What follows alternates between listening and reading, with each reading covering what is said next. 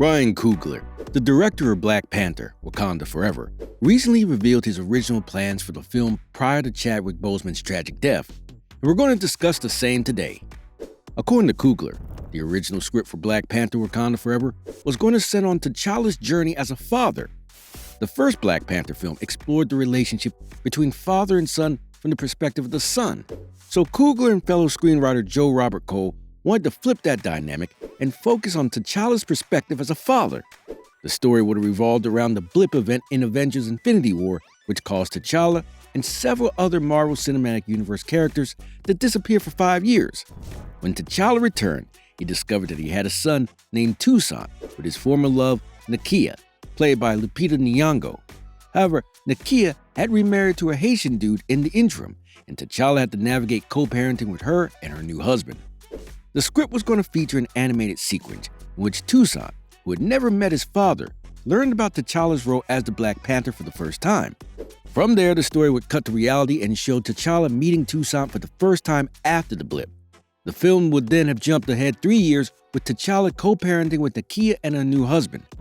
The writers had planned for T'Challa and Toussaint to go on a rite of passage journey together, during which T'Challa would have to save the world with Toussaint by his side. The filmmakers had even come up with a code name for the film called Summer Break, which was meant to evoke the idea of a summer vacation spent with a parent. While talking about the antagonist in the original script, Ryan Coogler said that Namor was still a villain, but it was a combination. Val, the CIA director, was much more active in the original script. It was basically a three-way conflict between Wakanda, the US, and Talokan. Tragically, Chadwick Boseman passed away in 2020, and the filmmakers were faced with the difficult task of figuring out how to move forward with the sequel.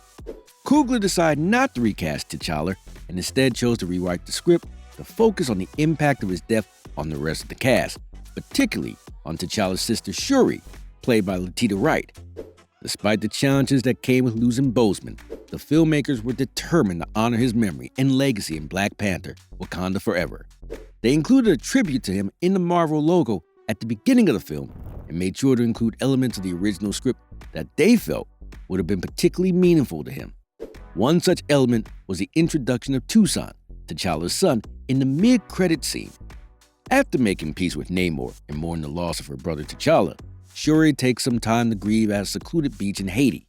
There, she follows her mother's advice and burns her white funeral attire, symbolizing the end of her mourning process. As she reflects on T'Challa's death, tears run down her face as she allows herself to feel the pain that has been with her throughout the film. The credits begin to roll as we see the fire consume Shuri's clothes, accompanied by Rihanna's Lift Me Up. This moment serves as a final tribute to T'Challa and marks the end of the film as well as a new beginning for Shuri. As Shuri sits on the beach, Nakia arrives with a young boy named Toussaint, who has a natural connection with Shuri and a familiar wit. Nakia reveals that Toussaint is actually T'Challa's son and her child, explaining that she left Wakanda years ago to raise him in secrecy. This revelation brings clarity and explains why Nakia did not return for T'Challa's funeral and why she has been keeping Toussaint's existence hidden, as it could potentially expose him to danger he is not yet ready for. Black Panther Wakanda Forever is a film that will always be remembered as a tribute to the talent and legacy of Chadwick Boseman. We are excited to see how Marvel plans the future of T'Challa's son, and we will surely keep you updated on the same. Check out the left video for a breakdown of Loki Season 2 Disney Plus teaser, and the right video to find out the DCEU is dead.